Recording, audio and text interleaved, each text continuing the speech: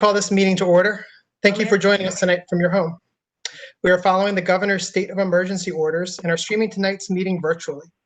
This is Cary's first remote planning and zoning meeting. All board members, staff members, and applicants are participating remotely. While this is a public meeting, please be aware that it is not a public hearing. Just as was the case for the in-person planning and zoning board meeting, there is no opportunity for the public to speak during this meeting. If you have comments about any of these cases, you are encouraged to reach out to the staff case manager or the applicant by email or phone. You may reach out to our board members through email or by phone or during the public speaks out portion of any regularly scheduled town council meeting. Because we are meeting remotely, I will be calling on each member individually to confirm their attendance at this meeting. All motions, seconds, and votes will be verbally obtained. The first item on our agenda is a roll call. I will call on each of you and state if you are present. Mr. Don Hamilton? Yes, sir, I'm here. Ms. Nicole Samuel? Present. Ms. Mary Jo Hill? Present. Mr. Chuck Montgomery? Present. Mr. Steve Crutchfield? Present. Ms. Jessica Pearson? Present. Mr. John Sorrell? Present. And I myself am here. Second item on the agenda is the adoption of the agenda. Do I have a motion to adopt? Motion to adopt. Mr. Hamilton, motion. Do we have, who had that second? Mary Jo. All right, Ms. Hill has a second. I will now call on each of you to state your vote. Mr. Hamilton? Yes. Ms. Samuel? Yes.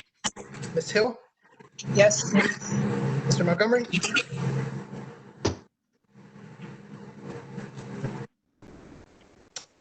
Mr. Montgomery?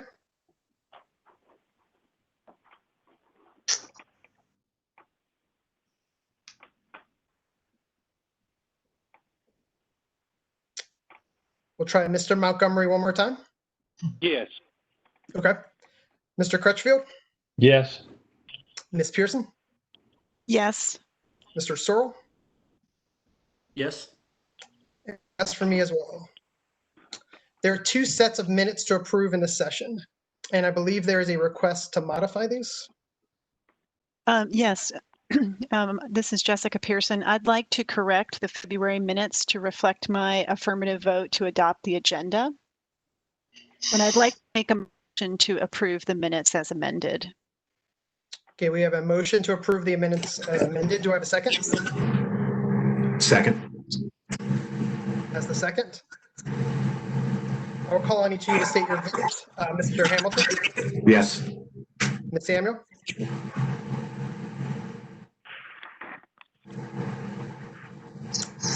Ms. Samuel? Yes. Ms. Hill? Yes. Ms. Montgomery? Yes. Mr. Crutchfield? Yes. Ms. Pearson? Yes. Mr. Sorrell? Yes. And I'm yes as well. We'll now move on to our cases for this evening. The board has three cases we'll be reviewing. Our first case tonight is 19 REZ 16, the Silverton PDD Amendment, Parcel G. And I will call on planner Aaron Puckett to present the staff's report.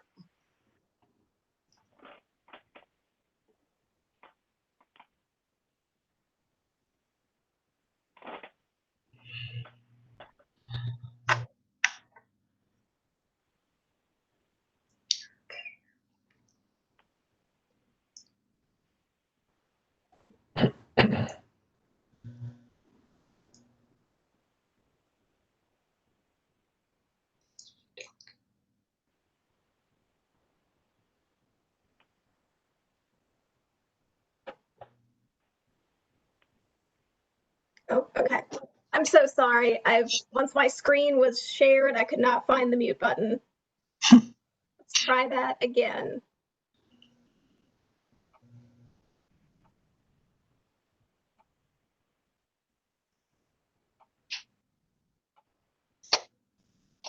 Okay, I'm so sorry about that. Good evening, board. This is a request to amend approximately 2¼ acres of the Silverton Plan Development District located at 1700 Evans Road. The site is located at the intersection of Evans Road and Northwest Cary Parkway.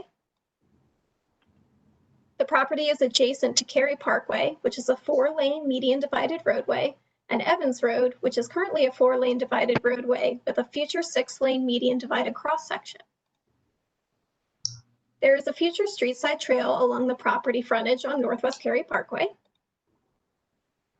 The site is currently zoned Planned Development District Major. It is part of the Silverton PDD and is currently designated for office and institutional uses. And the site is also located in the Mixed Use Overlay District. The applicant is requesting an amendment to the Silverton PDD to allow a residential use on this parcel. The mixed use overlay would remain. The Silverton PDD was created in 1987, and at that time, this small parcel was part of a larger tract of land, parcel G, that was all originally designated for office and institutional uses. In 1992, the PDD was amended to rezone much of the area at this quadrant for multifamily residential uses. And then in 1994 and 95, a daycare and an office building were built in the southeastern quadrant of the intersection. In 2017, the property on the western side of Evans Road, which were parcels A and I in Silverton, were rezoned from their original designation for non-residential uses to the Waldenwood Mixed Residential Project. The preliminary development plan and associated PDD document propose a maximum of 60 multifamily units and a maximum height of 55 feet, a minimum of 50% masonry on all facades, and this is greater than the 35% masonry required by the Community Appearance Manual. A minimum of 1,200 square feet of community gathering space, which is double the LDO requirement. One level of structured parking below the residential units. A 20-foot type A buffer along the northwest and northeast property lines. A minimum planting height of 10 feet for understory trees in the streetscapes, which is 2 feet taller than the LDO requirement. And a public art feature at the corner of Evans Road and Northwest Cary Parkway. The applicant also proposes a number of modifications. These include a parking rate of 1.77 spaces per unit. For comparison, the LDO requires 2.25 spaces per unit for 1 and 2 bedrooms and 2.75 spaces per unit for 3-bedroom units. They also propose a streetscape width of 30 feet along Northwest Cary Parkway and 20 feet along Evans Road, which are both reductions. Staff would like to note that the original Silverton PDD did call for a 30-foot wide streetscape along both of these frontages. However, recall that that was when the property was designated for office and institutional uses. The LDO would require a 50-foot streetscape along thoroughfares for residential use, so these modifications are a substantial reduction. The PDD would also allow for averaging of streetscapes. There is a utility easement along the Northwest Cary Parkway frontage that could reduce the streetscape to as little as 15 feet in the area shown in orange in this image. The required street side trail along this frontage is also permitted to be within the streetscape, but this could further constrain the streetscape planting area. Staff did share these observations with the applicant early in the process, and they have offered the increased percentage of masonry material, as well as the slightly increased planting height for understory trees and the type A perimeter buffer to help balance that. The proposed development most directly addresses policies in the live, work, and shape chapters. The development would contribute to housing choice and variety in the area, which is also in a mixed-use center and in an area where new development is occurring. The provision of multifamily units in this area could also help provide workforce housing to fulfill a policy of the work chapter. However, by replacing the entitlement of office uses with residential, it does not support the policy of providing locations for new and expanding firms. The SHAPE chapter supports denser development in certain areas of Cary, including employment mixed-use centers. From a use perspective, the multifamily use is a logical transition from a major intersection to other similar multifamily uses, but the reduced streetscapes may not support the natural buffer transitions or appearance policies. The provision of a public art element, however, does help address the appearance policy. In looking at the future growth framework, it should be noted that this small site is part of a much larger employment mixed-use campus which generally spans both sides of Weston Parkway from Chapel Hill Road on the west to I-40 on the east. Multifamily residential uses can be appropriate in these areas, and the plan also recommends that they should be part of a larger mix of uses such as office to ultimately form a walkable campus. In looking at the campus as a whole, nearly half of this area is made up of office uses, and all non-residential uses make up 60% of the total employment mixed-use campus. In this larger context, the requested use does appear to be appropriate. A neighborhood meeting was held in September.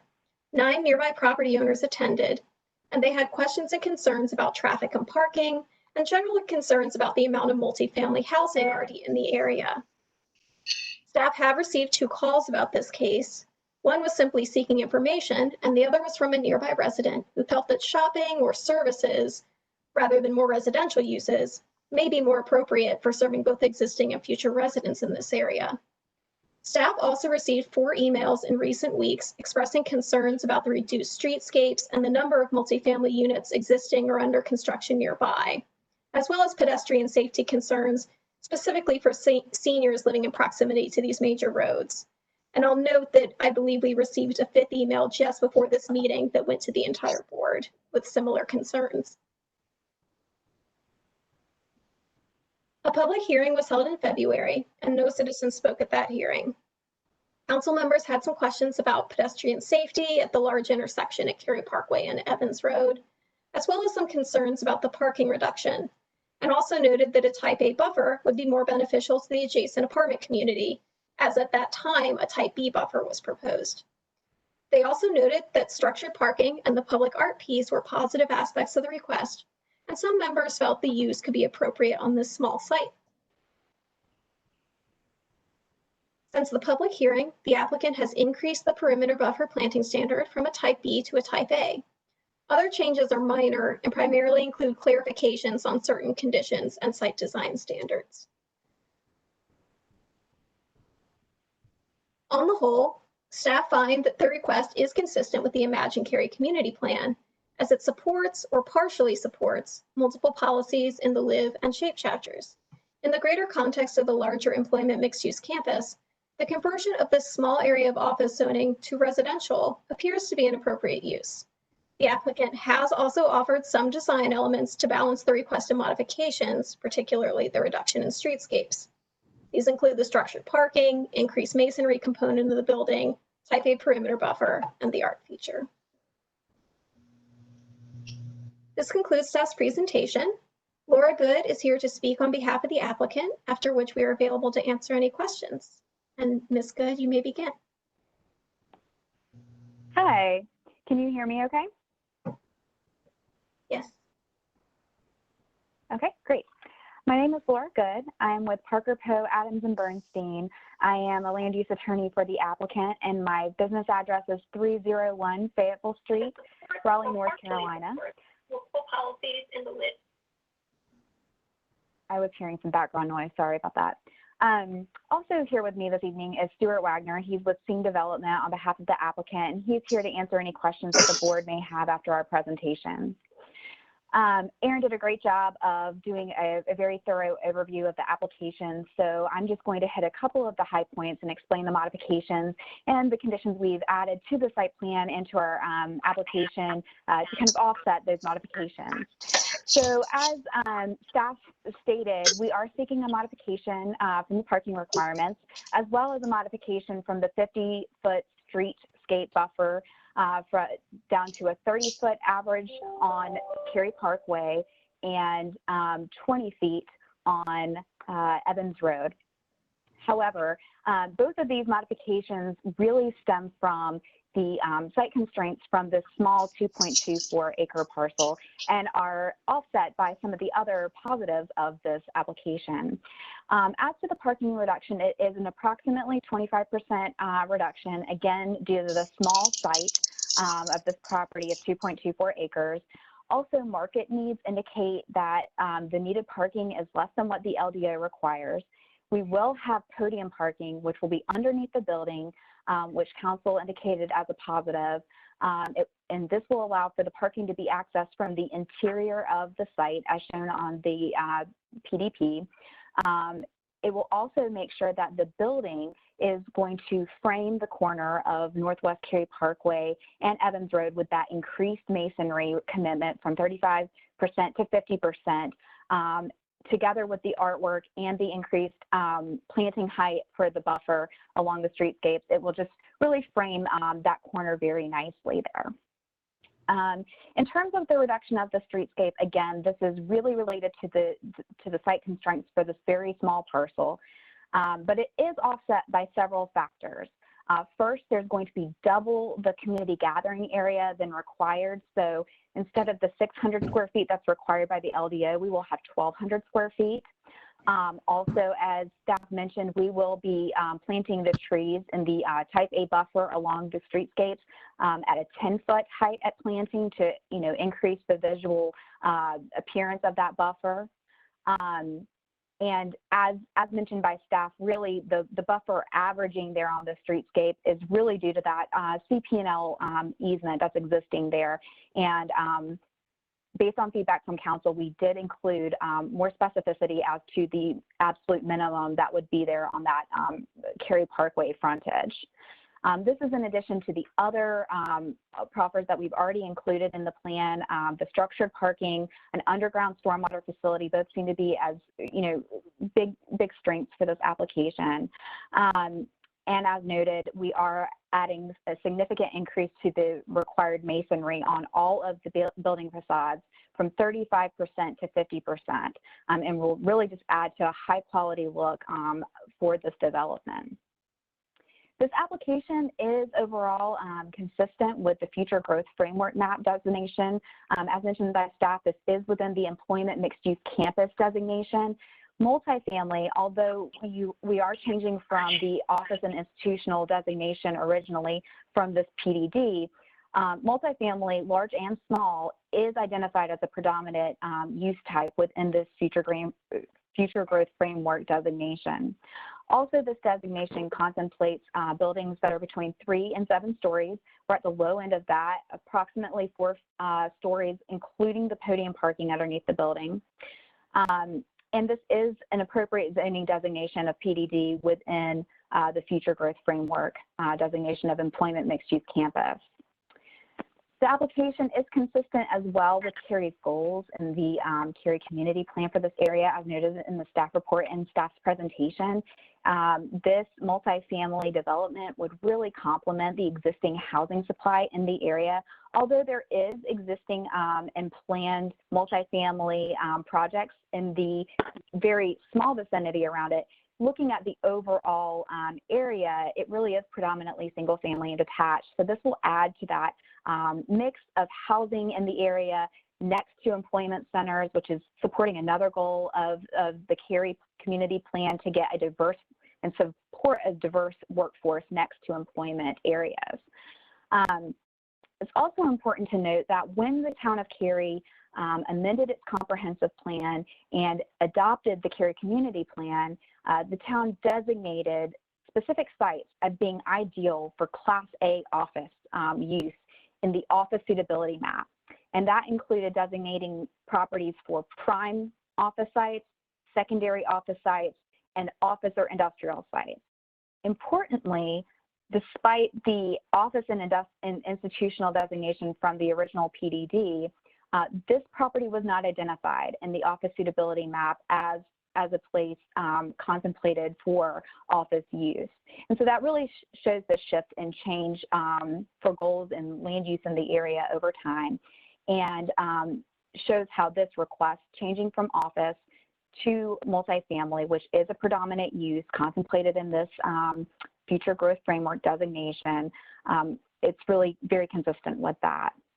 So overall, the proposed use, the scale, and the density for this 2.24 acre parcel is appropriate within the larger context of the original 450 acre Silverton PDD, and is really supporting that need for a mix in housing that has occurred over time in the town of Cary. With that, I'm happy to answer any questions you may have and appreciate your time tonight. Great. Thank you, Ms. Good and Ms. Puckett for the presentation. I'll now open it up to board questions, and we will start with Mr. Hamilton. I do have a couple questions for staff. The 2.24 acres, when it was changed in 92, are we looking just to make the entire area the same that it was then? Hope that makes sense. This was the only area not changed in 92. I can't hear Aaron.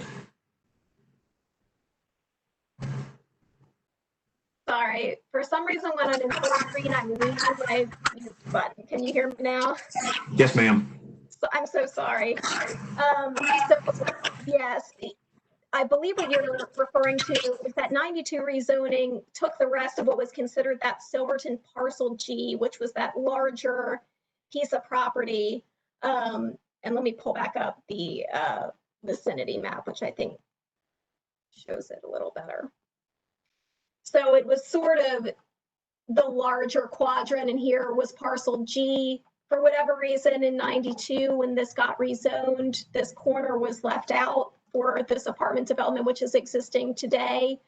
To your question, if I understand it correctly, staff is not necessarily saying this all needs to be the same, but I guess essentially that would be, if this rezoning is approved, that would kind of in effect do that, convert the rest of this original Parcel G, which was originally for more office and institutional type uses, to being entirely multifamily. I hope I addressed your question. You did. Yeah, that was great. I have one more. Would staff agree that the parking in the LDO is a little too high? Are there any looks to change that?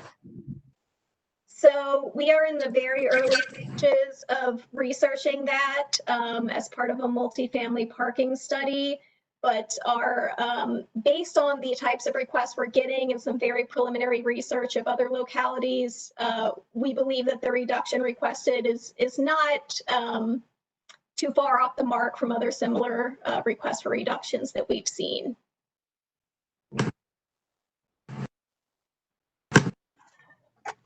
Moving on. Great, thank you. Are you done, Mr. Hamilton? That was great. Ms. Samuel, do you have any questions? I do. Also related to parking. Sorry, I'm hearing an echo. Okay, that's better. So the question to the applicant is there plans for how many bedrooms would be in each unit?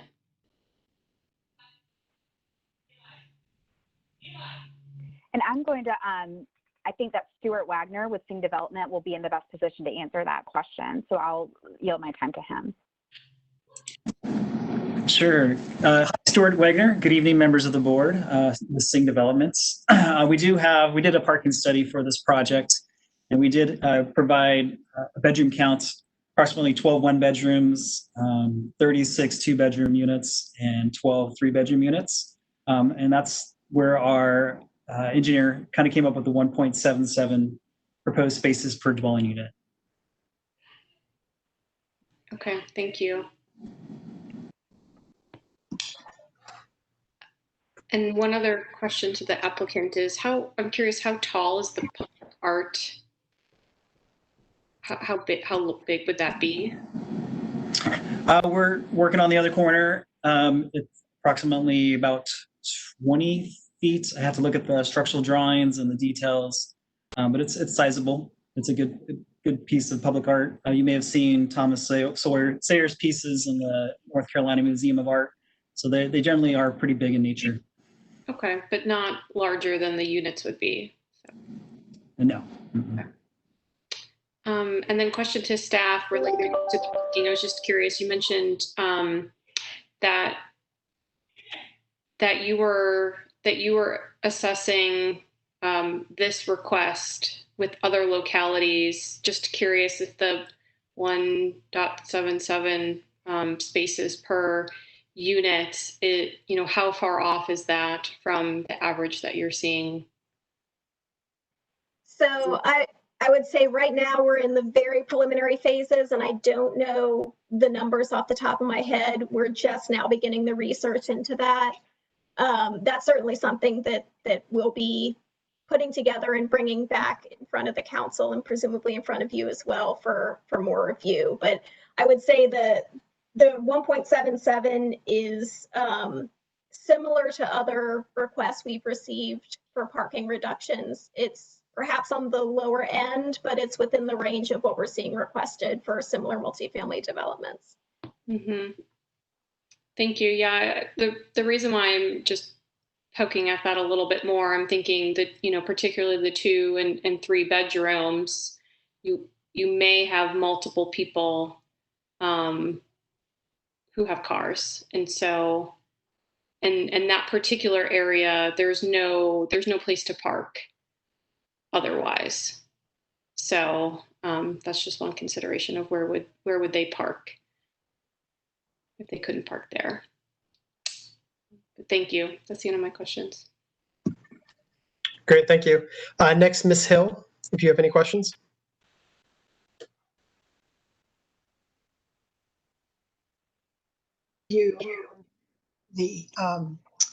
The buffer around both of the frontages on Cary Parkway and Evans. It seemed like there were some adjustments being made to the standard in this rezoning request. Yes, that's correct. So the original PDD did contemplate a 30-foot streetscape on both of those. However, that was for a non-residential use. Our LDO would typically require a 50-foot streetscape on both of those frontages because they are both thoroughfares. So this is a substantial reduction. It would be essentially a 30-foot reduction to a 20-foot streetscape on Evans, and then the 30-foot streetscape on Cary Parkway is a 20-foot reduction. And you're comfortable with that? I would say that's one of staff's remaining outstanding concerns. That's been one of staff's largest concerns from the beginning. The applicant has come back and offered some of those additional development standards, like the increased masonry and the perimeter buffer, to sort of help balance that. But that is certainly one of the questions before you all tonight is that enough to balance it? This was a case where staff found on the balance, we do feel it's more consistent with the Cary Community Plan than not. That's not to say that it checks every box, and certainly the streetscapes and what that means in terms of maybe not meeting the aesthetics policy, not meeting some natural buffer policies. Certainly it's not ticking or not fully ticking those boxes. Understood. Okay, I appreciate that explanation. That's all I have.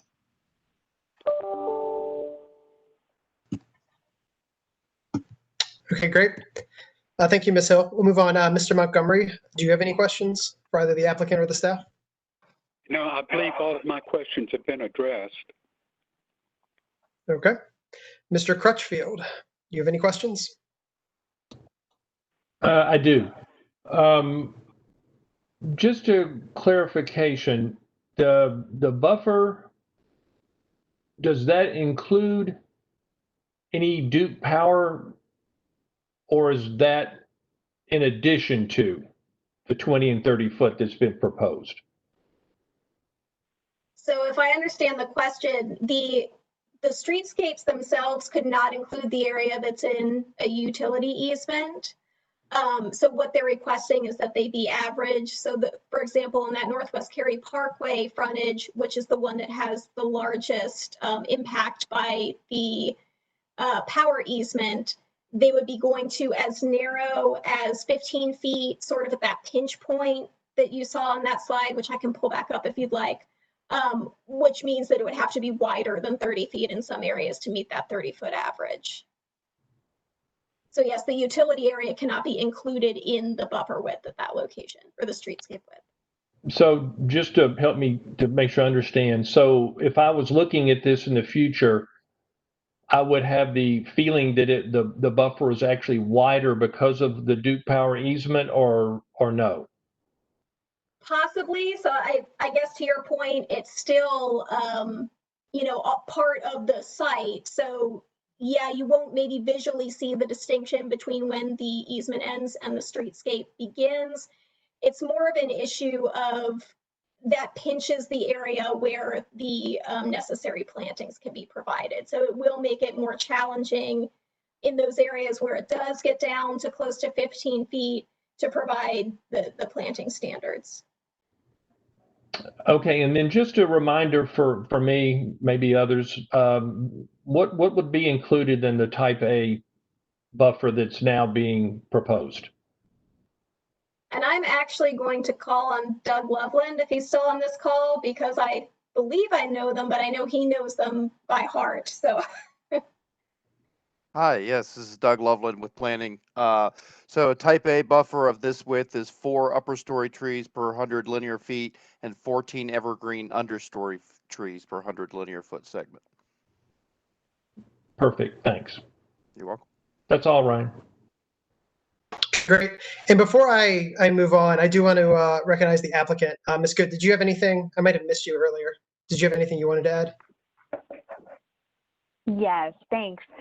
I just wanted to, reiterate the reasoning for the reduction in the streetscape buffers. Again, is that it's just a super tight site, and also the way that the buffers have been. We have had multiple conversations with staff, and we really appreciate all the input that they've given us on this. Another reason for the buffer width along the street frontages there is also to allow for this design where the building is, fronting the the corner there with Northwest Cary Parkway and Evans Road, with a nice masonry facade, 50% masonry facade on those sides, and so that you have the structured parking underneath that building, so that you're not visually, when you are either walking on the street side trail or when you're driving past the site, you're not seeing the parking or a surface parking lot being the primary visual thing there. That's really one of the main advantages of having the site plan this way, is you're going to have a really nice visual with the buffer there, with the art, with the masonry and the facade of the building, which is kind of a newer urban design type of site plan. So just wanted to expand on that as well. And also, again, touch on the fact that we're having the additional buffers along the north and the west that are not required. We're adding those to give additional buffering as well. Great, thank you. So we'll go ahead and continue with the questions. Ms. Pearson, do you have any questions? I do not, thank you. Sure. Mr. Sorrell, do you have any questions for the applicant or staff? I do have one more question about the street side buffers on Cary Parkway and Evans. Are those intended to retain some of the existing vegetation and add supplemental plantings, or a mix? I'm looking at the Google Street View, and there's a berm that's in there. Is the berm supposed to be retained within the buffer? So I'll Sure, speak and to I'll that. let Stuart speak to that. Oh, sorry. Go ahead. I was just going to comment on the buffer, and then I'll let the applicant speak to the berm and what their intent there might be. In general, with streetscapes and buffers, there are a very limited number of land disturbing activities that can happen in there. So to some extent, they'll need to preserve the vegetation, except as, maybe needed to be removed for things like the street side trail or a utility crossing. But we anticipate that there will be supplemental plantings to meet that type A standard. But I can turn it over to the applicant to speak to the berm and any other thing they may want to comment on that buffer. Sure, this is Stuart Wagner. I'll just kind of add to Aaron's comment. Yeah, so where there's the entrance, obviously there'll be some removal of existing landscaping, but the plan is to keep, whatever's going to meet the type A requirement. There is about a 10-foot right-of-way dedication that at some point Evans Road will get expanded. And so that berm area and some of those trees could be impacted. I just want to make you aware of that. But yes, it's try and keep what's there and then enhance to meet the type A and then the extra condition of the understory trees.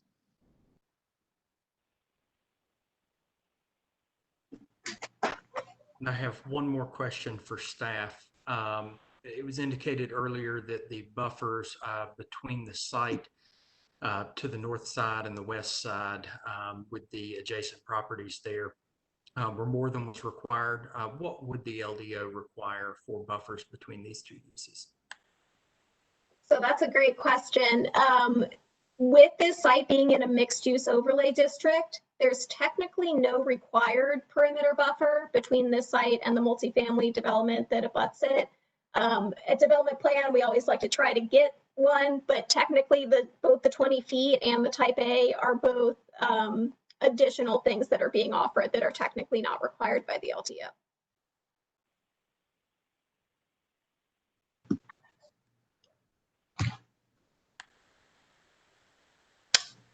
Did you have any further questions, Mr. Sorrell?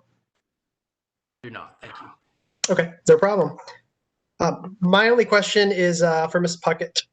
Looking at the PDP, the connectivity, the southern and northern connectivity, are both of those conditioned as they're shown in the PDP?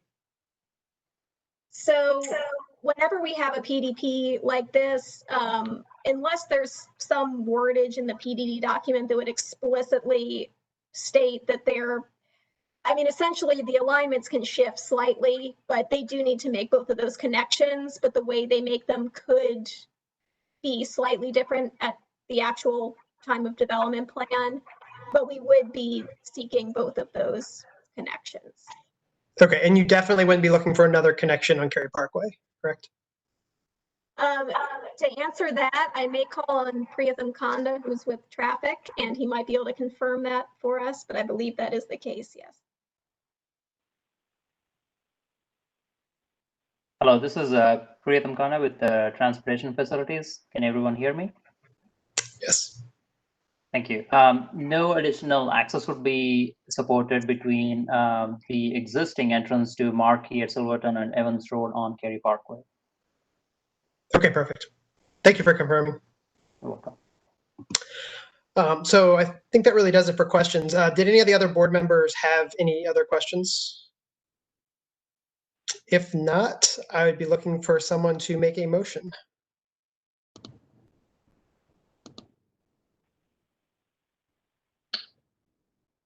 I'll make a motion, Ryan. Okay.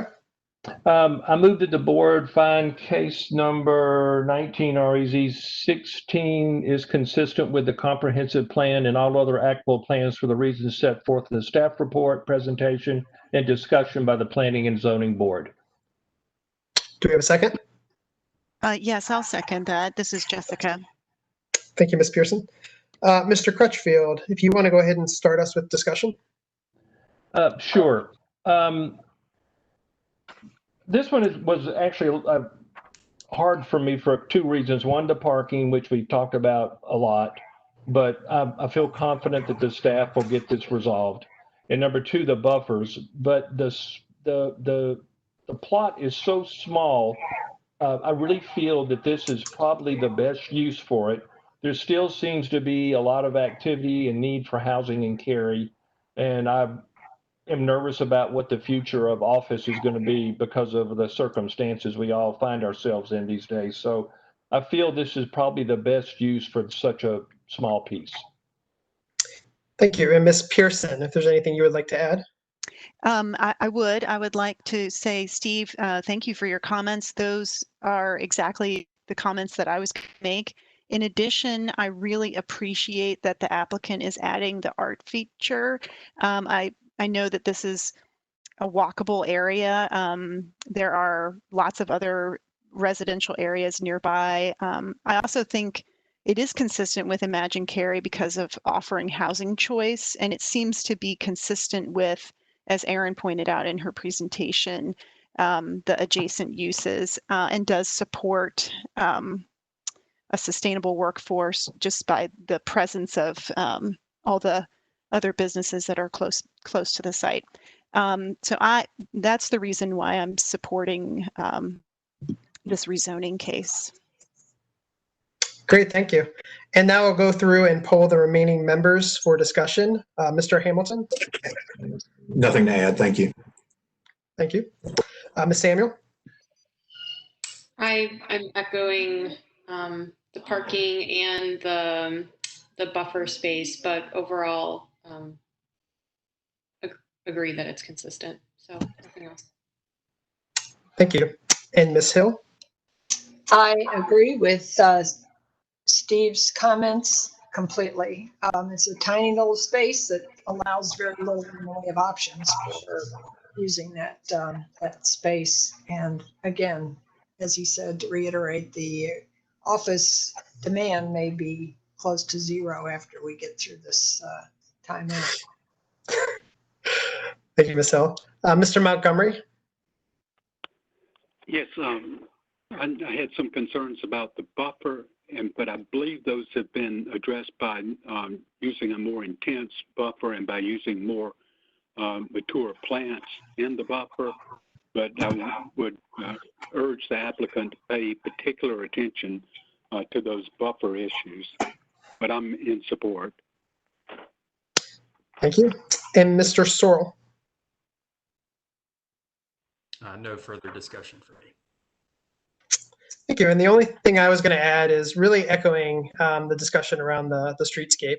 I do commend the applicant on upgrading it to a type A. I think lowering the streetscape is definitely something that we all seem to have concerns with, but by making it a type A, I think that goes a long way in helping to fit this new development in there. So I have nothing else to add. Ryan, sorry, can I Yes. add one additional comment? This is Jessica Pearson. Yes, please go I ahead. actually appreciate the way the site is organized by the applicant, that the building is what you're going to see rather than the parking. And I think that the buffers are really going to help with that as well. I think that's a more urban approach to site development that I personally appreciate, and I think does make for actually a more walkable situation than having parking adjacent to the streetscape. So that's one thing that I thought was positive about the site plan that was proposed, as well as the way that the site access would be controlled. Absolutely. So now that we've gone through discussion, I will call on each of you to please state your vote, starting with Mr. Hamilton. I'm for it. Ms. Samuel? Approve, consistent. Ms. Hill? Approve. Mr. Montgomery? Approve. Mr. Crutchfield? Approve. Ms. Pearson? Approve. Mr. Sorrell?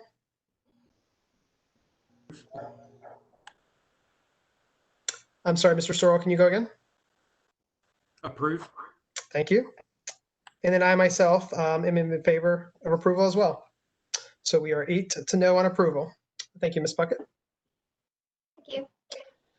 Our second case this evening is 19 REZ 18 Young Property and will be presented by Principal Planner Katie Dry.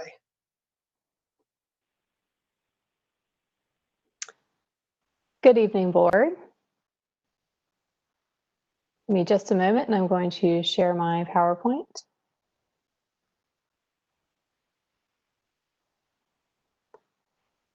All right, is everyone able to see that PowerPoint okay? Yes. Great. I see heads nodding. Thank you. So good evening, board. This is a request to apply initial Town of Cary zoning to property at 10201 and 10209 Morrisville Parkway. This property is located at the county border for Chatham County and Wake County. Chatham County to the west and Wake County to the east. The current zoning is Wake County Residential 40 watershed on the Wake County portion and Chatham County R1 watershed on the Chatham County portion. And the applicants are requesting a zoning of transitional residential conditional use and watershed protection overlay district. The applicant has submitted a concept plan, which is going to be a zoning condition for the site. The concept plan shows streetscapes and buffers. You can see the streetscape up at the top of the site along Morrisville Parkway and Little Shop Road. There are development envelopes shown where the development for the single-family homes would be built. Stream buffers, Community gathering areas are shown with the red star on the concept plan. Circulation is shown with the blue dashed line. It also includes access points and it shows connections to neighboring subdivisions. And we also note that the site contains a historic farm complex, which is shown here, fronting Morrisville Parkway. And I'll talk a little bit further about that. The historic farm is known as the Bartely Yates Farm Complex. This farm consists of a house and numerous outbuildings. The house was originally built in 1894. Based on staff's observations from a site visit, the house appears to be in very good condition, whereas some of the historic outbuildings appear to be in a variety of conditions ranging from poor to fair condition. The applicants are proposing to preserve the house through a preservation easement and to remove the outbuildings.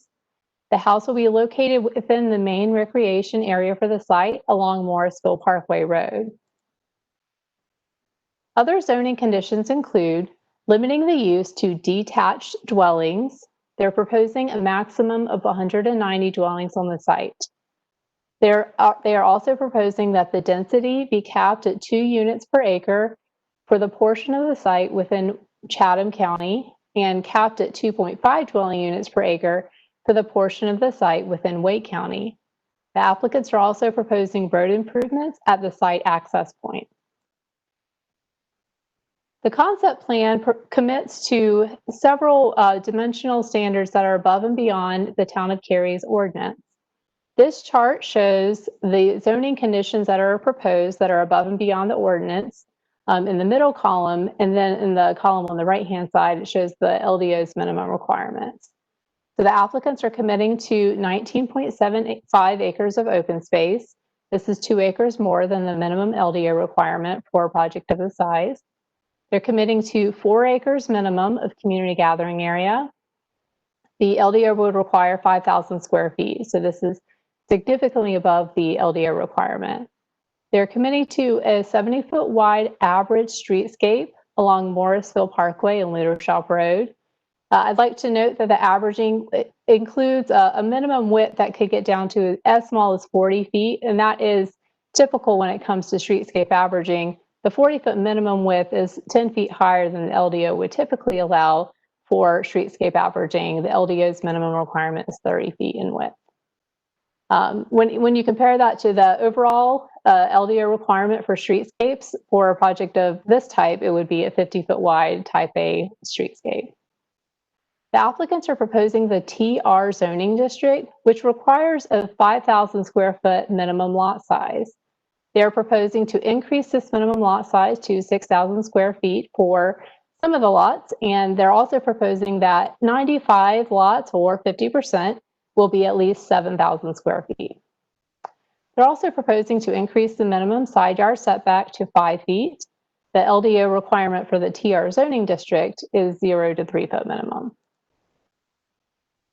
According to the Town of Cary's GIS mapping, as well as a concept plan submitted by the applicant, it appears that 3.5 acres of the site may be impacted by protected streams and wetlands. Field determination of these features would occur at the time of development plan.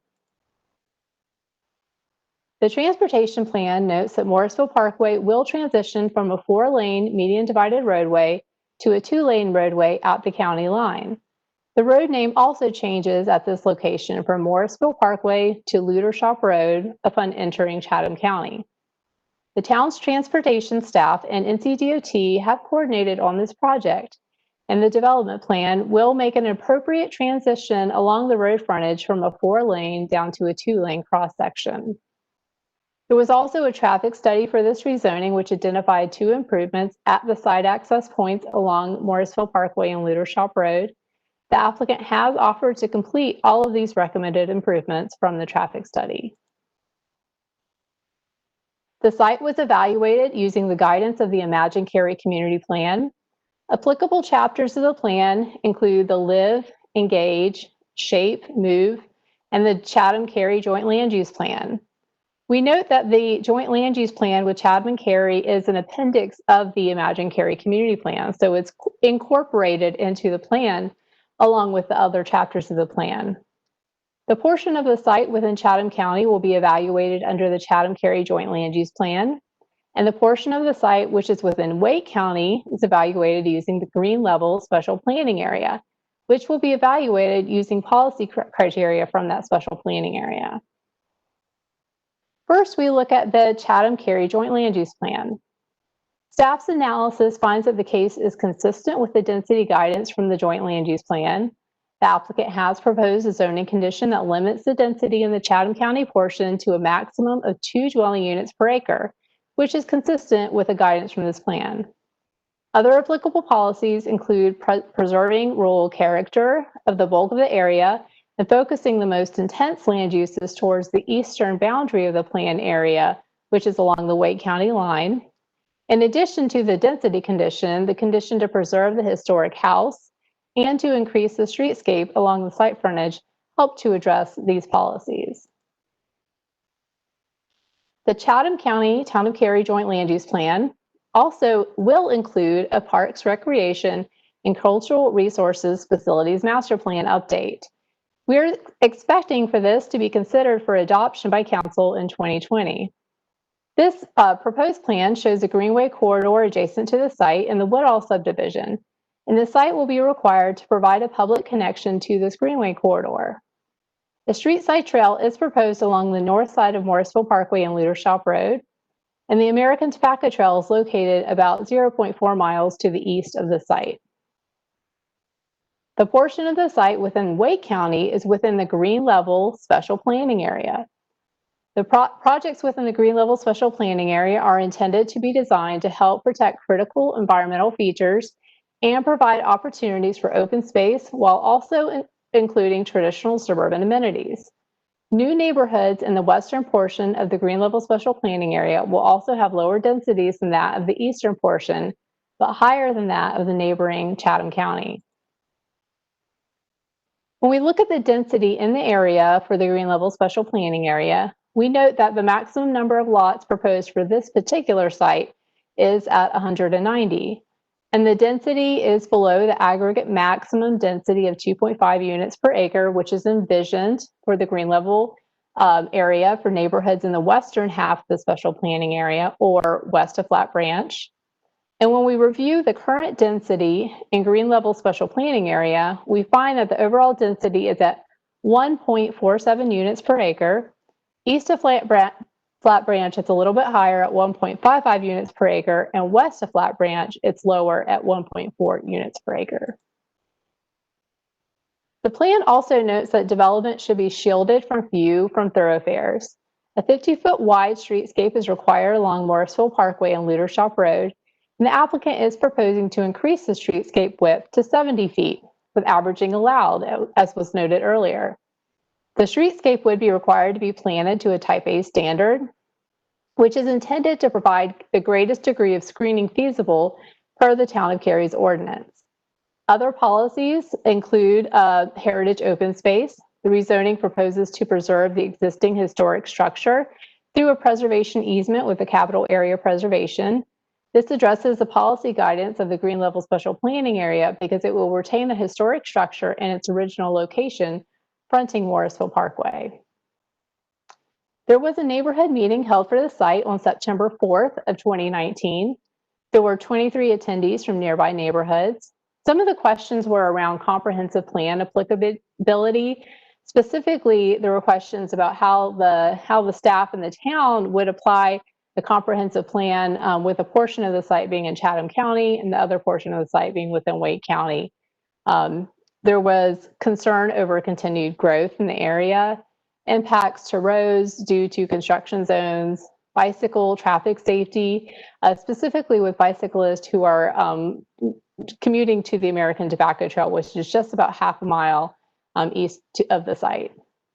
We also received some concerns regarding growth in the area and also impact to roads and traffic. At the public hearing in January, there was one speaker who shared concerns regarding the number of historic outbuildings to be removed. The council thanked the applicant for their efforts to preserve the historic house in its original location.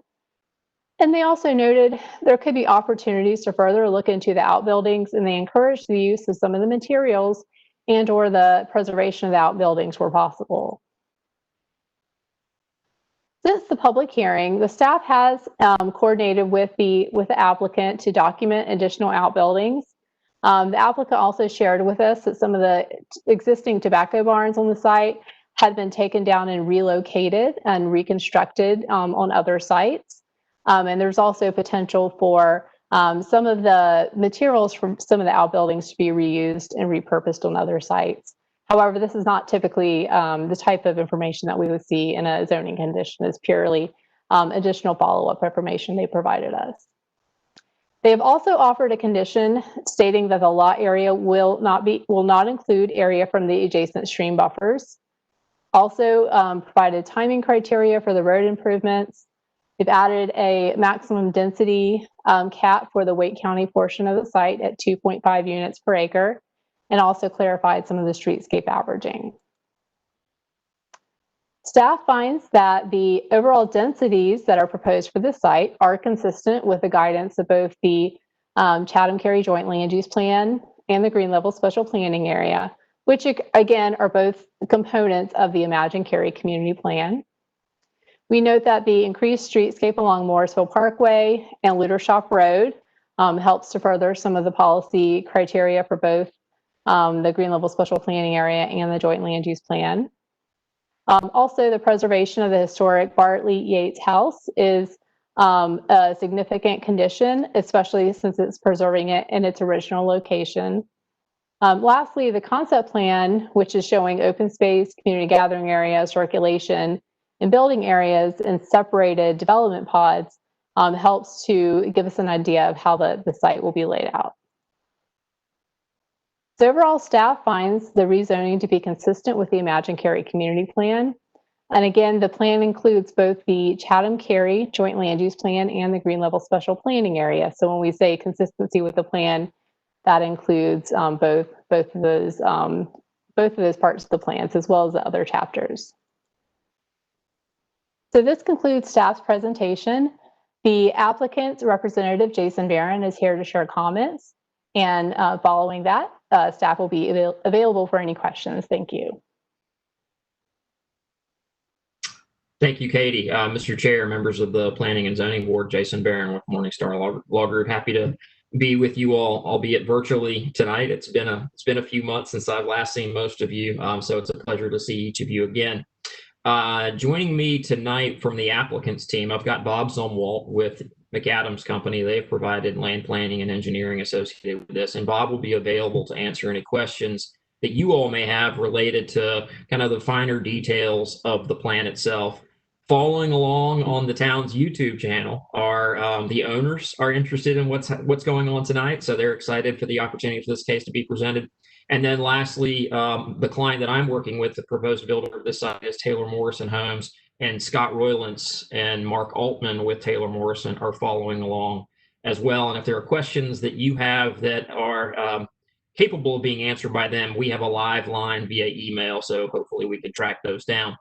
The staff, as always, has done a very thorough job in analyzing this proposal as it relates to the Cary Community Plan and the role that you all play on behalf of the town as it relates to finding consistency or inconsistency with a particular plan. From a big picture standpoint, I could tell you, I speak on behalf of my client, they're really excited about this opportunity. It's a really neat site. It's a site that has a lot of natural features that have to be honored as part of this process. As you can see on the concept plan that's in front of you on the screen, there are a lot of buffered streams in this area that essentially have to be worked around. Some of those are being increased, some of those open spaces are being increased. But interestingly, it's one of those cases where you don't have the trade-off. And when I say the trade-off, it's not a situation where in order to deal with the fact you have a lot of undevelopable areas, you have 10 pounds of development being trying to be placed in a 5-pound bag. And when I say that, as the staff's presentation highlighted, and I'll get into in a little bit here related to the conditions, while it is a TR zoning, there is a condition associated with increasing those minimum lot size requirements from 5,000 to 6,000, and then an additional condition requiring 50% of those lots to be at least 7,000 square feet. So you're talking 20, 30% increases beyond what the TR would typically provide. And then obviously you have tremendous open space commitments and especially community gathering areas. As Katie's presentation highlighted, the community gathering areas are a really big part of this development. So, and I'll talk about that in a minute, but again, I think it's one of those interesting sites where I believe my client working with the owners have been really sensitive to not only the land, but the area that this is located in, they're very excited about moving forward with this development. From a big picture standpoint, we agree with staff's review and analysis of the case related to the consistency of this proposal, not only with the green level special planning area that this is located in, the district's properties located in, but also generally speaking with the guidance provided by the Cary Community Plan. We believe also that this is the right use in the right location. That's oftentimes what we're trying to do. In addition to, do we check the boxes from a policy standpoint? Is this the right use? Is this the right location for this use? And we believe, as conditioned, it is. First of all, there's a concept plan before you that is part of the zoning for this site. This isn't a traditional conditional use zoning case where you're crafting a bunch of conditions and you'll wonder, does it fit or does it not fit? The benefit of being able to go the concept plan route, which we have done here and have coordinated with the staff in the review and provided feedback associated with that. The benefit is we are able to demonstrate kind of how the development will fit into this area in a less than two-dimensional version. And so we believe the concept plan is a critical part to understanding how this site fits and is consistent with you all's adopted plans. Additionally, we believe it is appropriately conditioned. A maximum of 190 units can be developed on the site. We've got conditions making sure that we're consistent with the guidance provided in the joint land use plan with Chatham County that limits it 2 dwelling units per acre on the Chatham County side and 2.5 dwelling units per acre on the Wake County side. And so we are squarely consistent with that guidance. It provides for some interesting planning at the time of development plan, but that's something that we were happy to accommodate. As mentioned, a minimum of 19.75 acres of open space, which is 2 acres greater than what the ordinance would otherwise require. A community gathering areas of 4 total acres, which is significantly beyond what the ordinance would otherwise require. Again, just being sensitive to the area and especially the rural location.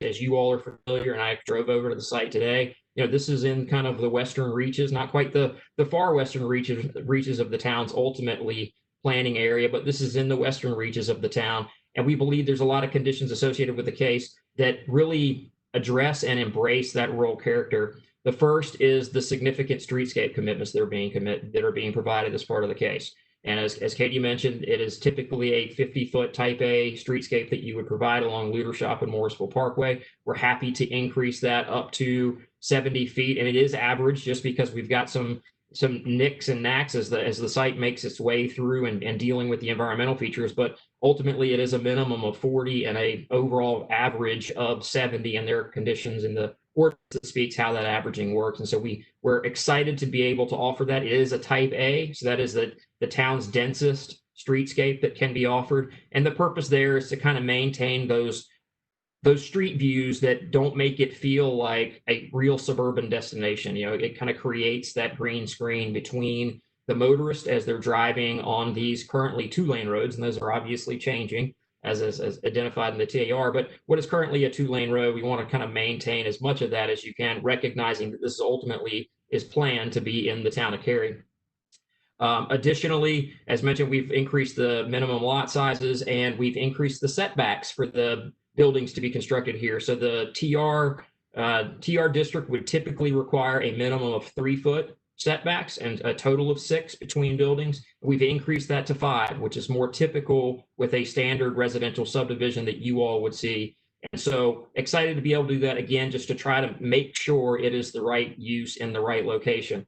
Lastly, I know my client is incredibly excited about the preservation associated with the Bartely Yates farmhouse. The owners have owned this site for a long time, and to be able to work closely with Capital Area Preservation, Taylor Morrison actually reached out to Capital Area Preservation really early in this process to try to get a firm understanding of what contributing value does the home have, what contributing value do those outbuildings have, and they did all of that work really before the public hearing. That process started much, much earlier than we normally would, primarily because my client was excited at the opportunity. If you've done a site drive-by, you recognize that the home is a very prominent feature of the streetscape in that location. And so preserving that was of a high priority for them, and really excited to be able to preserve the home, and not only be able to preserve the home, but as you might have heard from Councilman Yerha at the public hearing, really to be able to preserve the home in its current location. As you all have seen in a number of cases, you're able to preserve the home, but maybe you need to move it off because it doesn't currently work on the site. And my client is very excited to be able to incorporate this into the overall amenity of the development and make it feel, again, like that rural character that you're trying to deliver as part of a development like this. And so with that, again, we agree with the staff's take on the consistency with the Cary Community Plan, and we would respectfully request you all's finding of the same. And I'm here as well as Bob to answer any questions that you all may have. Great. Thank you, Mr. Barron and Ms. Dry, for the presentation. I'll now turn it over for board questions, and we will start again with Mr. Hamilton. I had a couple regarding, because I appreciate it. Great, thank you. And we'll move over to Ms. Samuel next. I have a question for staff. Based on the neighborhood meeting minutes, it sounded like traffic was one of the concerns of the neighbors, and reading through the traffic study, if you can help me interpret this a little bit. It seemed as if some improvements were needed based on that traffic study. I'm just curious, does staff feel like the applicant is addressing those properly? Yes, I can start. From the neighborhood meeting, the traffic concerns, from my recollection, were almost twofold. Some of it was concern about just overall increase of traffic in the area, and then others were concerns about just the amount of construction, road construction going on. And if you have been out to the site recently, there are a number of new neighborhoods that are being developed in the area. So there's a lot of road construction going on. So that was, some of the more pressing traffic concerns that we heard. Speaking to the actual traffic study, the recommendations from the traffic study included recommended improvements at the site entrances along Morrisville Parkway and Luther Shop Road. And the applicants have committed to offering all of those commitments from the traffic study, and the town has met with NCDOT and have agreed on the road improvements that they're offering. Great, thank you.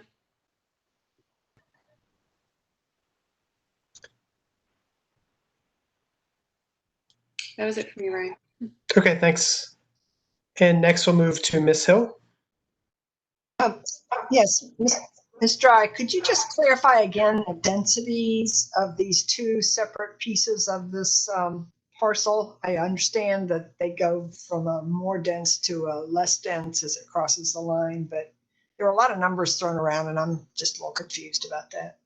Yes, ma'am. Overall, the applicants are offering a maximum of 190 units for the site as a whole. So they've set a maximum number of units. But then separately from that, they have offered to set maximum densities for the portion of the site within the Wake County area, and then the portion of the site within Chatham County. And those densities differ based on what the plan's recommendations are for each county. So the Chatham-Cary Joint Land Use Plan recommends maximum density of no more than 2 units per acre.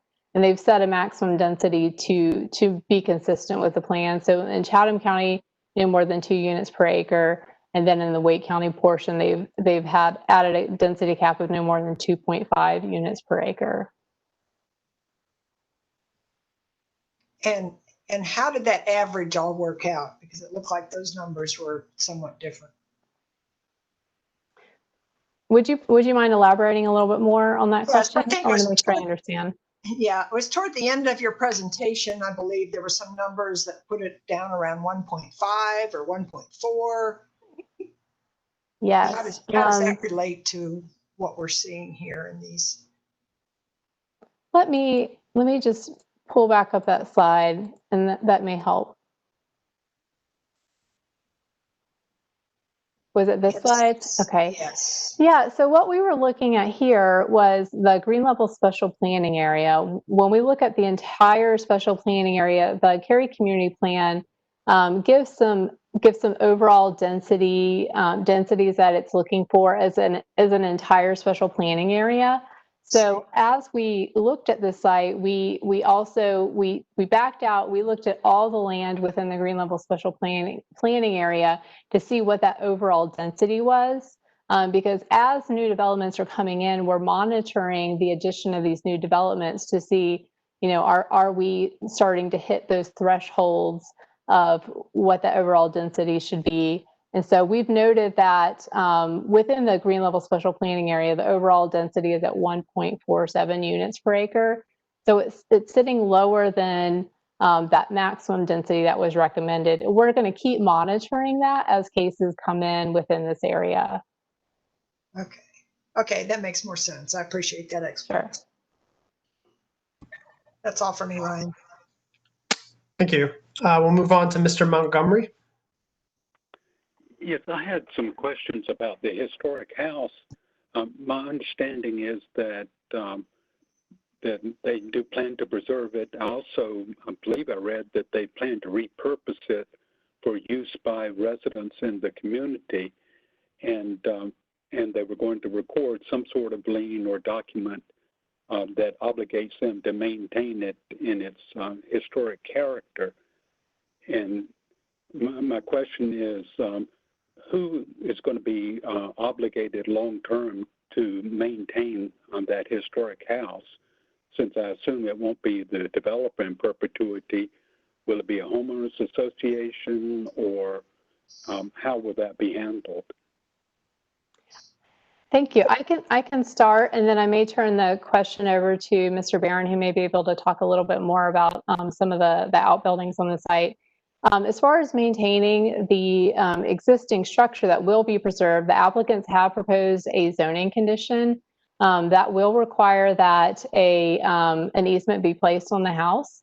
And then the actual maintenance of that will fall on whoever owns that land. And I believe they're going to be turning it over to the homeowners association. So that would be the group that would ultimately be maintaining that. And I'll turn it over to the applicant's rep, if Mr. Barron, if you have more to add.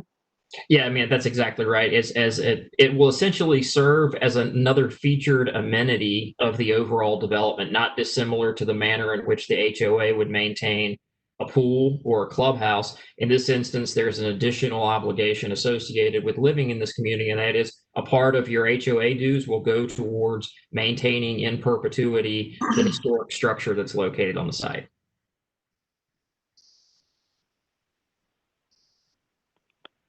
Okay, I believe that answers my question.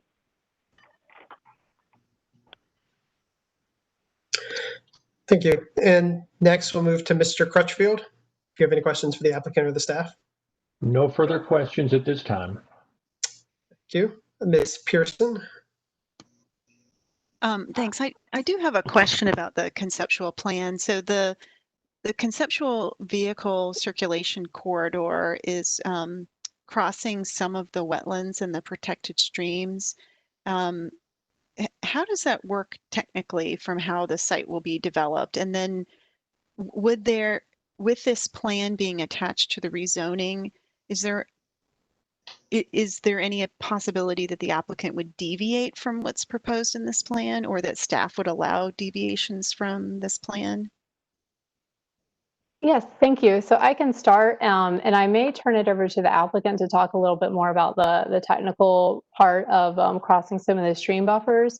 I will say when the plan goes to development plan review, there is a process where you can get permits for crossing stream buffers for circulation within your site. And as far as deviations from the plan, in general, the plan will need to be substantially similar to the concept plan that's shown here. There can be slight modifications and deviations, but we're looking for general consistency with the plan. And then also, as you'll look at the concept plan, there are a list of zoning conditions that are associated with that. So whatever is proposed in the development plan process will need to not only follow the plan, but the notes and the conditions that are associated with that. Can the applicant address, will there be the need for additional streets beyond the ones that are shown to develop the yellow areas of the plan? Yeah, good evening. This is Bob Zumwalt with McAdams. Yeah, the blue circulation really is addressing the major circulation pattern. So you're absolutely right. There will be some smaller streets in the yellow areas that will access lots, but generally the main circulation routes are shown. We haven't designed everything at this point, but generally that shows where all the external connection points will be and kind of shows how everything will be connected. Thanks, Bob. Can I ask you an additional question? So where you have the main circulation that's going, I guess, north to south, and you have a series of community gathering spaces, would road circulation be looping around some of those the community gathering spaces? Yeah, I don't know that they'll completely loop around them because the roadway standards in Cary, the centerline radiuses are pretty tight or pretty large. But definitely in all of those pods, we will have those community gathering areas, and they will either be adjacent to a road or backing up to some lots with trail connections. Hopefully that answers your question. Yeah, it does. That's very helpful. Thank you. Mm-hmm. Sure. Did you have any further questions, Ms. Pearson? I do not. Thank you. Thank you. And then lastly, Mr. Searle, if you had any questions. Yes, I've got one question about the conceptual plan, and I might be too far in the weeds here. This question is for the applicant, but in several locations where the wetlands are shown, there's a wide white area around the wetland.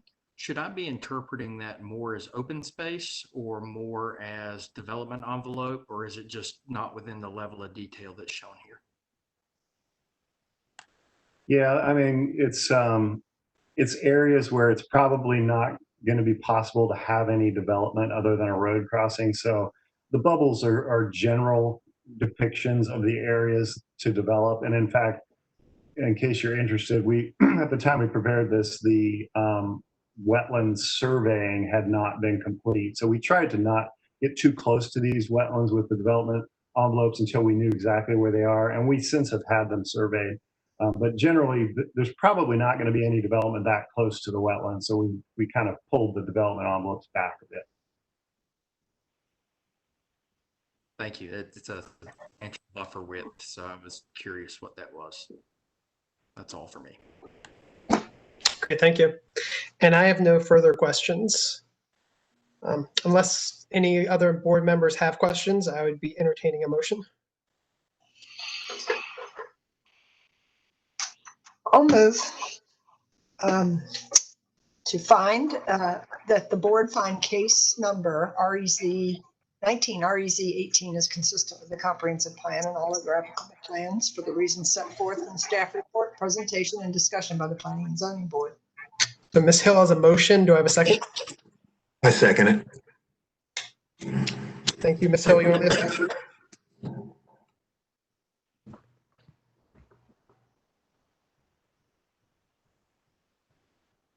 I'm sorry. Do I hear something? Oh, we can hear you. You can go ahead, and if you have any discussion you want to add.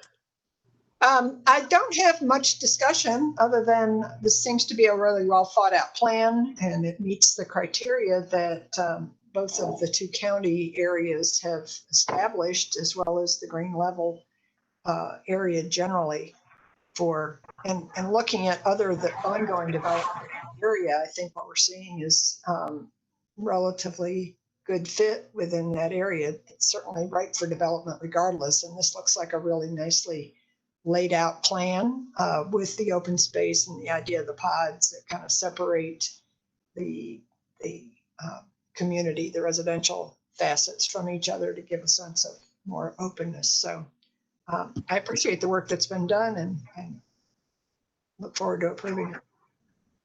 Thank you. Mr. Hamilton, anything you want to add? I appreciate all the additional zoning conditions that were added for sorry about that. For a case this big, it's probably one of the most thorough ones for checking the boxes that I've been part of. Thank you. And I will now go through the remaining board members for any discussion. Ms. Samuel, No discussion. I approve.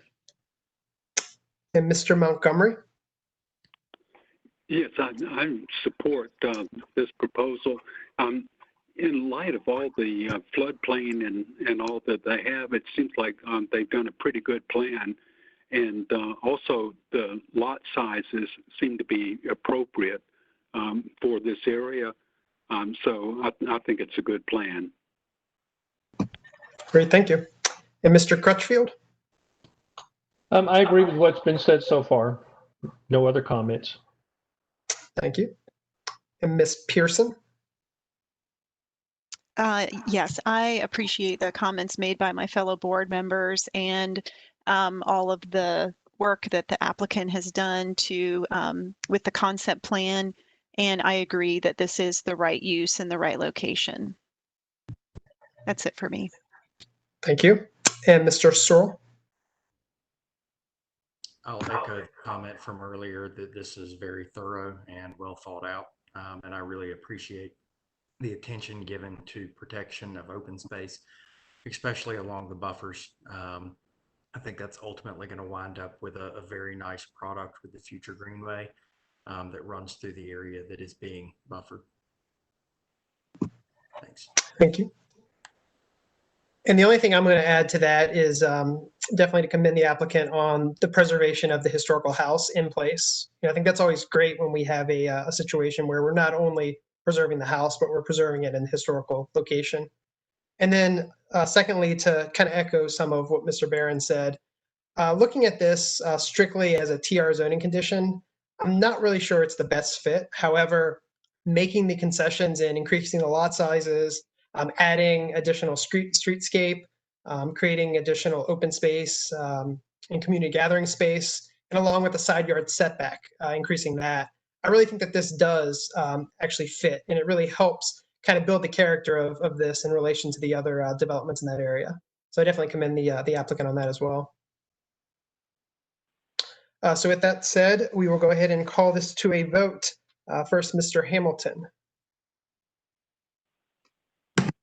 I approve. Ms. Samuel. Approve. Ms. Hill. I approve. Mr. Montgomery. I approve. Mr. Crutchfield. I approve. Ms. Pearson. Approve. Mr. Searle. Approve. And I am in agreement as well. So we are 8-0 on that. Thank you, Ms. Dry and Mr. Barron, for that. And lastly, we will be moving on to our third case for this evening, which is going to be 20 REZ01, the Fenton Mixed Use Development Amendment. And I will call on Assistant Planning Director Deborah Grannon to present the staff's report. Thank you, Chairman Yates. Good evening, board members. It's good to see you.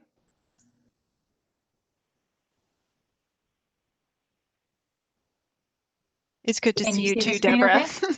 Pardon? I said it's good to see you too. So in 2018, Cary approved Fenton, which was an extraordinary mixed-use development at a really significant geographic location, 92 acres of undeveloped land, unheard of in Cary.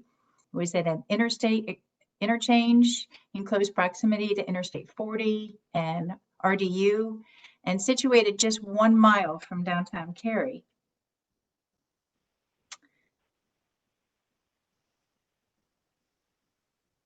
With the MXD zoning, this required a preliminary development plan to depict the site layout, show that specific uses, and demonstrate how the site design that they proposed would justify some flexibility to LDO standards.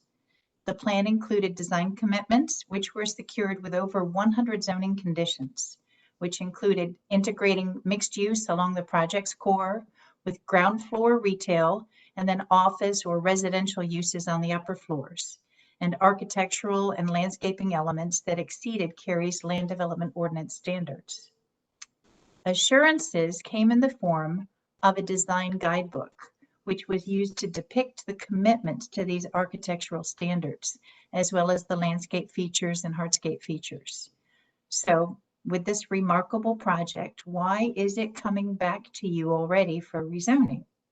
Well, as the developer started to engage consultants and engineers and began talking with tenants, details related to infrastructure, building design, and market demands began to solidify. And it's common when you have a development of this magnitude for the developer to seek some adjustments as they go from the concept to the construction drawings. The project is well underway. The developers submitted a number of development plans to the town for review, and several of these plans have been approved for retaining walls and utility connections. And with any preliminary development plan, staff's got some limited administrative authority to allow minor adjustments at the time of development plan review. For example, if we need to shift a building footprint a little bit due to soil conditions, or if a road design is getting finalized, a turn radius needs to be adjusted. But when the plan comes to making changes such as transferring specific uses from one pod of the site to another pod, or increasing building height, as is the case before you tonight, or rewording a zoning condition, or even removing a building completely, that rises to a new level of scrutiny, and then it has to go back through the rezoning process with an amendment to the preliminary development plan. I would like to point out that there are no changes to the use allocations. So the previous amount of square footage for office and commercial use and the number of rooms for hotel has stayed the same, as well as the maximum number of dwelling units. So the proposed land uses include expanding the use options for several building pods, as well as being prepared to accommodate future development in 2 phases.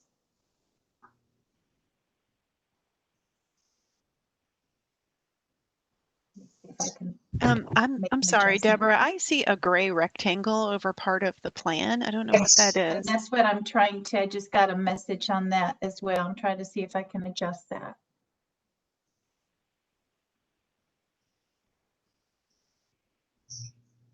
Is that any better?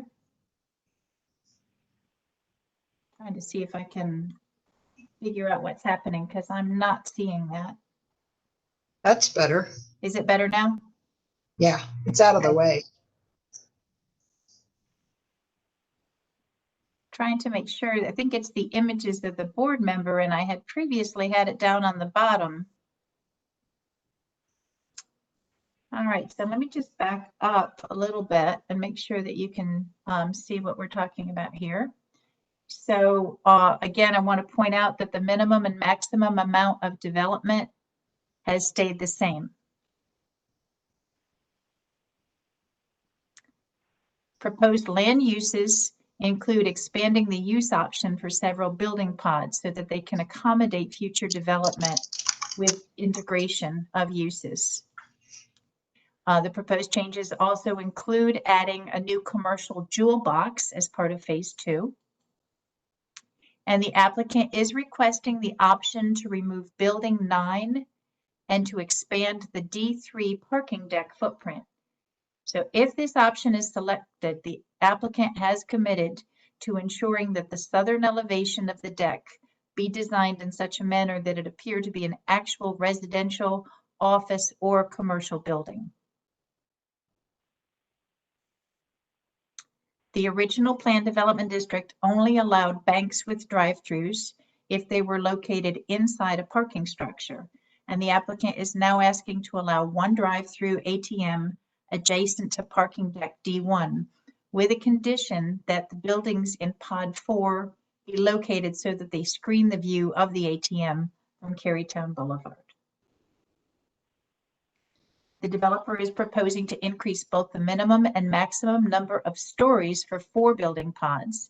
And these changes will increase the building heights on these pods, which anchor the main street to a minimum of 4 or 5 stories, a minimum of 4 or 5 stories, and a maximum of 12 stories. Additional tweaks proposed by the developer would clarify the term vertical integration, adjust parallel parking requirements on the main street, provide flexibility for streetscape plantings and the location of the dog park and how refuse is collected, and allow gated parking on the residential parking decks. Staff's preliminary analysis of the request finds that this is consistent with the policies of the Cary Community Plan. Since most of the preliminary development plan has been unchanged, we found that the proposal did not alter the intent or the impact of the previous approval.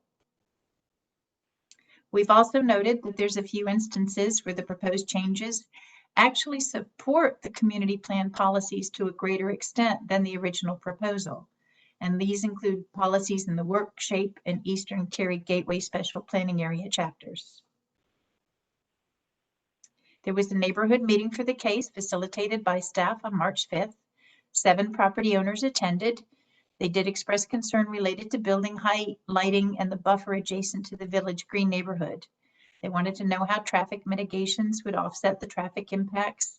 They wanted to know why the parking deck was changing, why Building 9 was being removed, when the greenway would be built, but probably the biggest question was when would the development open? At the Town Council public hearing, there were no speakers.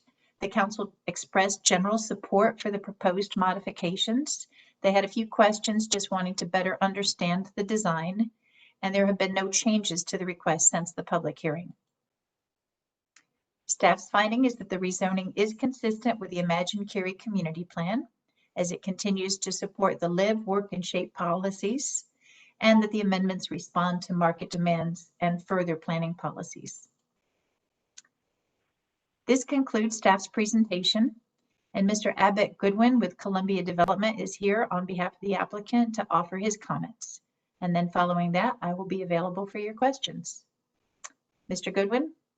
Hi, everyone. Nice to see you tonight. Thank you for your time, and appreciate your meeting in this venue under our current circumstances, which I know has been challenging for all of us.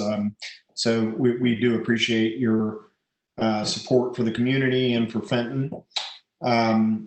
I wanted to share, in spite of fairly challenging economic times, this project has seen a fair amount of success. Our first development phase for this project, which corresponds to the approved development plan, would consist of just over 1 million square feet of mixed-use space, about 350,000 feet of retail space, 220,000 feet of office space, and about 357 apartment units and 1 hotel. So we're excited that we're, at a point where we're nearing launching vertical construction on this project. The changes that we've requested here should make the project better, and as Deborah mentioned, should be lend it to be more consistent with the community plan for the Eastern Cary Gateway. I'm here and available to answer any questions that you may have. Bob Zumwalt with McAdams is here if we've got something technical that he can help address. Generally, that's about it. Not a whole lot to this was probably more challenging the first time around for you guys. I know it's a big and complicated project, and part of that complication has led to these changes. It's we're putting different shapes and colored Legos together, and that's a challenging task at some level. So, thanks so much. Thank you, Mr. Goodwin and Ms. Grannon, for the presentation. I'll now turn it over again to board questions or comments, and we'll start with Mr. Hamilton. I noticed in the notes that we reviewed for this case that there are going to be some gated areas Can anybody elaborate on that? What will be gated? Will it be residential spots or a parking deck? That is correct, Mr. Hamilton. That would just be for the residential use for the parking decks. Perfect. Thank you. Next, Ms. Samuel. Not sure who this question is directed towards, but what's a jewel box? I tried to Google it and I want to make sure I understand. Is it that structure in the middle of this picture here? Yes. Okay. That is exactly what it is. Okay. Thank you. That was all the questions I had. Thanks. Ms. Hill, any questions or comments? I don't think so. I'm just grateful that staff is doing such a thorough job of reviewing all this because, as you said, it looked like a lot of Legos, and I can certainly understand the need to move the parts around as you're trying to figure out how everything's going to fit together now that you're getting closer to vertical. But anyway, I don't have questions beyond the fact that it still looks like a great facility. Thank you. Mr. Montgomery. Yes, I'm glad she clarified what a jewel box is, since I Googled it and can find nothing. So, so she helped me out. It's a highly technical term. And if I understand this correctly, and staff correct me if I'm wrong, it looks like they're looking for a good deal more flexibility in the height of buildings, going from one area to another. But not changing the total square footage allowed for any type of buildings. Is that correct? That is correct. And most of the height increase is in the core or the center of the project. But that's exactly what is being proposed, is the opportunity for the applicant to have some flexibility as they engage new tenants and new users for the facility. Well, that makes some sense to me for the flexibility factor, because you can come in with a plan on the front end saying you're going to do it a particular way, and then you start talking with people who want to invest in a building, and they may want it someplace else. So that makes sense to me. Thank you. Thank you. Next, Mr. Crutchfield. No further questions at this time. Ms. Pearson. Yeah, I have a question. One question for Deborah. So the proposed increases in building heights, the range from 5 to 12 stories, is that primarily for the buildings that have the smaller footprints? I am going to defer that question to Mr. Goodwin if he would like to answer that, or to Mr. Zumwalt, his engineer. Sure, I can address that. The increased building heights are in the first phase related to the hotel that you're actually should be up on your screen there directly in front of you, which anchors one end of the main street. And that particular building pod is currently allowed for, I think, 3 to 6 stories. Is that correct, Deborah? That's correct. And I think what we're asking for is to raise the maximum height to 12 stories. We've been engaged with a number of different hotel operators that wanted more than 6, and we believe it probably lands around 8 or 9, but we felt like the increased range would allow us some latitude to respond to market demand.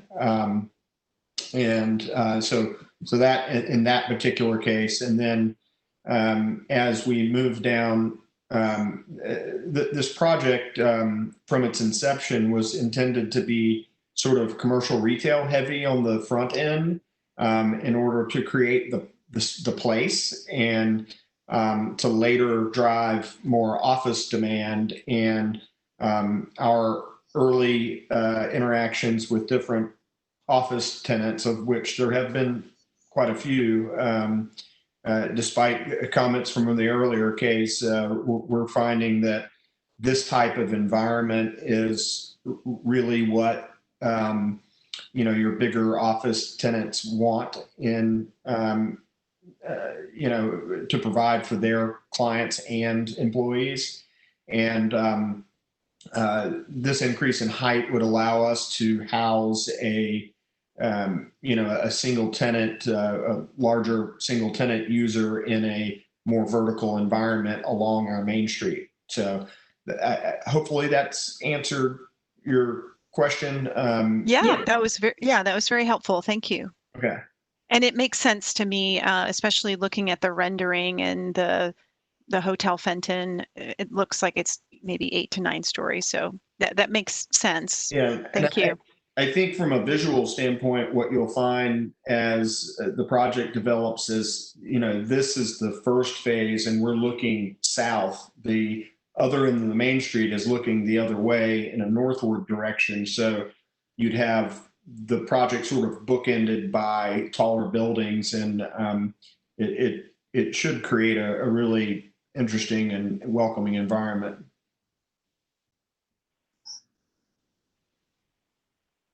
Yes, I agree. Thank you. Did you have any further questions, Ms. Pearson? I'm sorry. No, I do not. I was just curious about the building height. Okay. And then Mr. Sorrell, if you had any questions for the applicant or staff. Yeah, I have two. The first question is for staff, and I see the new definition of vertical integration. Was that term defined before in the plan, or is it just provided now as a definition for more clarity? It was referenced in the plan, but it was not clearly defined. Basically, what vertical integration means is that the structures would contain more than 2 uses. And if you have a hotel use, then you would have either a bar or a restaurant on an upper floor, or perhaps a ground floor restaurant with an entrance that's separate from the main entrance to the hotel. So we had an understanding of it, but we just wanted to make sure that it was clearly defined so that when it was time for a development plan to get approved, we could enforce that expectation. Awesome. And the second question is, there was a note in the staff report under other details that said add a modification to confirm that only 2 points of greenway connectivity will be provided.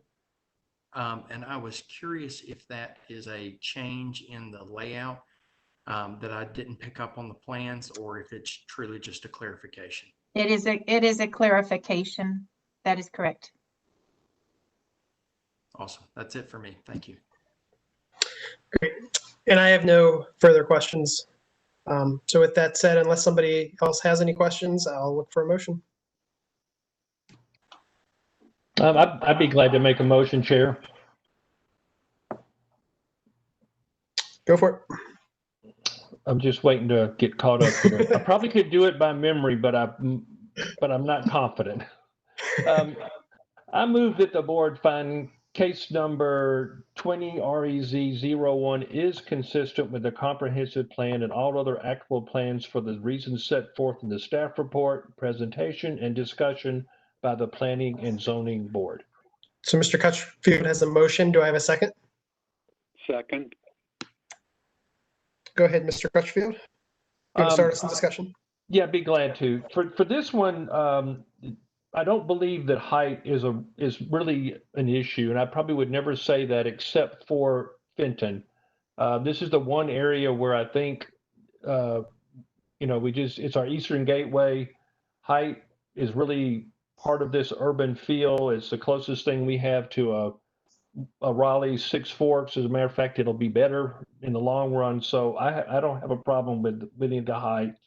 I think it totally fits our Cary plan, and it fits the guidebook that we spent a lot of time on. So all in all, I think these changes are fine. And Mr. Montgomery, anything you want to add? I completely agree with that, and I think they're still following within the spirit of the original plan and just doing clarifications and getting some flexibility. Thanks. Great. And I'll go ahead and go through the remaining board members if they want to offer any discussion. Mr. Hamilton. I have nothing to add. Ms. Samuel, I have no additional comments. Ms. Hill, I'm just delighted to hear that there has not been any lack of interest despite the economic conditions that we're going through right now, and that this continues to be an area that's attracting potential tenants and that's calling for these needs to be flexible for their benefit. So all good. and Ms. Pearson. I would just like to agree with my fellow board members and thank Deborah for her presentation and for the applicant for offering the further clarifications. So that's it for me. Great. Mr. Sorrell. Yeah, the request for flexibility seems really reasonable. I do think in a couple of cases, especially around buildings 14 and buildings 15, that some of the flexibility that's being added could dramatically change the character of a couple of little pockets of the plan. But I still think overall, in either end, what you get is a good product and consistent. So I would support it. Thank you. And now we'll move on and call this to a vote. We'll start with Mr. Hamilton. I approve it. Ms. Samuel. I approve. Ms. Hill. I approve. Mr. Montgomery. I approve. Mr. Crutchfield. I approve. Ms. Pearson. Approve. Mr. Sorrell. I approve. And I vote that we approve as well. So that one will pass 8-0 as well as the others. Thank you, Ms. Grandin, for the presentation. You're welcome. Thank you. So with that, that was our last case of this evening. We have no need for a closed session. So I'll now declare